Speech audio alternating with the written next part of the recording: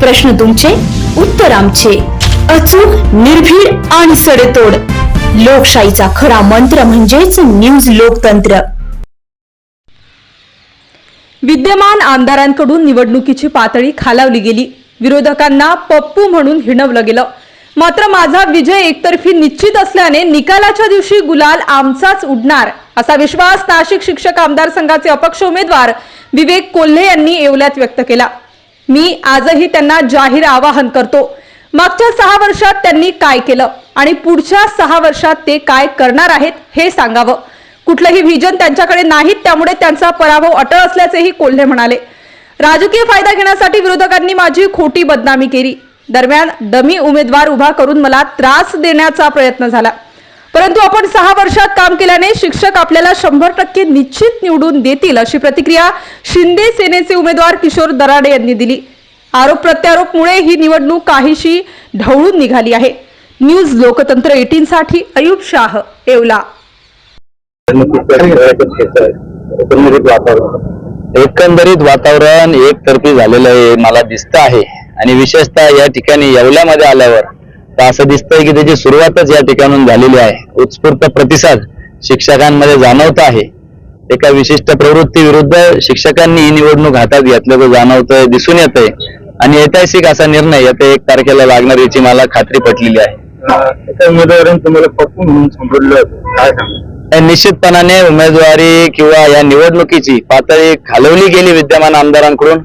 शिक्षकांना गुलाम म्हटलं गेलं, बोगस मतदान नोंदवले गेले, अपक्ष उमेदवाराला त्या ठिकाणून हाणामारी झाली, विरोधकांना पप्पू म्हणून हिणवलं गेलं. असे अनेक प्रकार, महिला भगिनींना अर्वच्च भाषेमधले काही शिवीगाळीचे व्हिडिओ ऑडिओ त्या ठिकाणी व्हायरल झाले.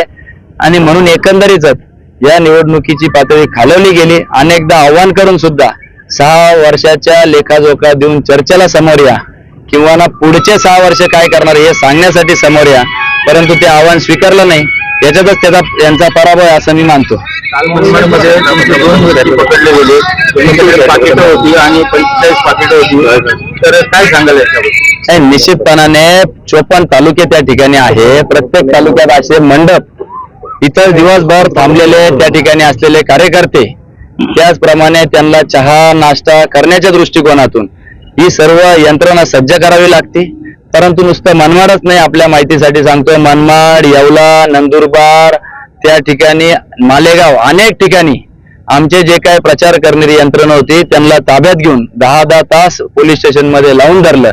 आणि अशा पद्धतीचा गैरवापर शासकीय किंवा प्रशासकीय यंत्रणेचा पहिल्यांदाच आढळून आला. 10 कर्मचारी ज्या ठिकाणी आमचे स्टाफ किंवा प्रचारक राहत होते त्या ठिकाणी जाऊन धाड मारून त्यांच्याकडे 60,000 रुपये सापडले. अर्थात ते 10 लोक होते, प्रत्येकाकडे किती आली तुम्ही माहिती घ्या त्याची, 6-6 हजार रुपये आले असतील. तरी पण त्यांना त्या ठिकाणी पोलीस स्टेशन मध्ये डांबून ठेवलं. म्हणून पहिल्या दिवसापासून सुरू झालेलं धाड सत्र ते अगदी शेवटच्या दिवसापर्यंत धाड सत्र हे प्रशासकीय यंत्रणेकडून चालू राहिलं. परंतु आजच्या दिवसाचा प्रतिसाद बघता ज्या पद्धतीने मतदानाची धाड मतदार त्या ठिकाणी टाकताय, निश्चितपणाने 1 तारखेला तो गुलाल आमचा राहील असं मला वाटतं. उमेदवार आलेले आहेत, त्यांचं म्हणणं असं आहे की आम्हाला पहिल्या दिवसापासून आमच्या लोकांना त्रास द्यायचा प्रयत्न झाला. मी आपल्या माध्यमातून सगळ्या महाराष्ट्राला बऱ्याच देशाला कळालं, त्रास देण्याचं काम, डमी उमेदवार उभं करण्याचं काम हे सगळ्यांनी बघितलं ना.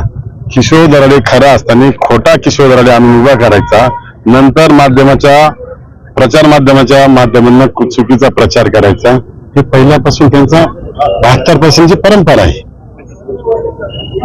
आज सकाळी मतदान केंद्रामध्ये अधिकाऱ्यांना खूप सापलं, काय मुळीच नाही. अधिक माझ्यावर तुमच्या सगळे प्रसार माध्यमातील लोक होते, त्यांनी बघितलं कामकाज व्यवस्थित चाललंय का, सगळ्याचे लोकप्रतिनिधी आहे का एवढं चेक केलं. अधिकारी सरळ काम करताना झापायचं काही कारण नाही. काय वाटतं तुम्हाला एकंदरीत त्या संपूर्ण आता प्रचार तुम्ही केला तर काय वाटतं एकंदरीत सगळं? मुळात असं आहे, मी 110% परत आमदार होणार आहे, त्यांना सगळ्यांना भीती वाटते, त्याच्यामुळे खोट्या त्या आरोप करतात. मी गेल्या 6 वर्षापासून या मतदारसंघात प्रत्येक शिक्षकाबरोबर टच आहे. अनेक कामं ह्या मतदारसंघामध्ये केलेले.